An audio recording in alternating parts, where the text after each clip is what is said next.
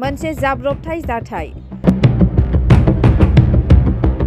उदालगुरि जिल्लानि सिङाव थानाय खाग्राबारिनि सिंग्रिबारि गामियाव गंसे DI गारियाव अर खामदों। दिनै फुंनि 11 रिंगासो बाजियाव गंसे DI गारिया सिंग्रिबारि गामियाव जिगाब लायनो थांदोंमोन। जिगाब लायना फैनानै लामानि कारेन्ट थारखौ बोखारनो नागिरनायावनो कारेन्ट थारा नांजाबनानै DI गारिनि जिगाबाव अर जोङो।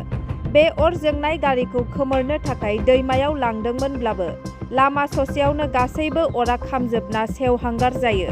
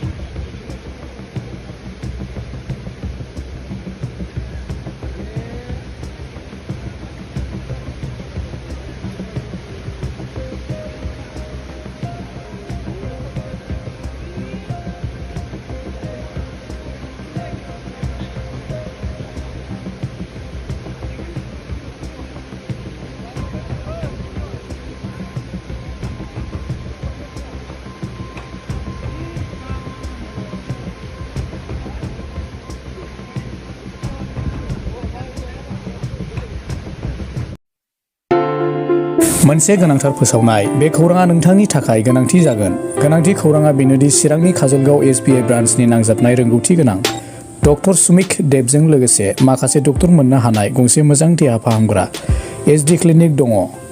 फै बिदिब्ला बे देहा फाहामसालियाव मा राहा मोननो हायो नायनि। डायबेटिसनि थाखाय फाहामथाय, सरासनस्रा सावस्रि फाहामथाय, बिखा बेरामनि सायाव फाहामथाय। नोंथाङा जुदि बेफोरबादि बेरामजों भुगिनांदोंब्ला काजलगाव SD क्लिनिकआव थांनानै नायजाहैनो हागोन। नायजानायनि सम फुंबिलिनि 9 रिंगानिफ्राय सानजौफुनि 1 रिंगासिम आरो बेलासिनि 5 रिंगानिफ्राय मोनाबिलिनि 7 रिंगासिम नायजानो हागोन। नोंथाङा सुलाद लानो थाखाय 7002293924 9954687336 जानबुं नम्बराव सुलाद ला।